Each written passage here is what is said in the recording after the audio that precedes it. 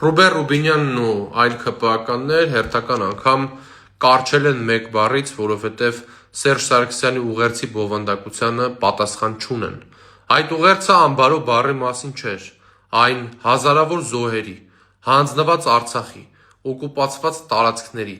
Բաքվի բանտերում պահվող հայ գերիների և ձեր իշխանության բերած ազգային աղետի մասին էր։ Եթե բանակը թալանված էր, ապա այդ նույն բանակով ոնց էին պահվում սահմանները, Արցախը հայկական էր և Հայաստանից որևէ սանտիմետր հող օկուպացված չէր։ Իսկ ինչու հենց ձեր իշխանության օրոք Հայաստանը հասավ կապիտուլյացիայի, տարածքային կորուստների և պետական նվաստացման։ Բանակը քաղաքական շոուի դեկորացիա չէ, բանակը պետության ողնաշարն է, իսկ դուք այն վերածել եք PR-ի գործիքի, սեփական ձախողումները ծածկելու համար։ Եվ վերջում, Ռուբինյան,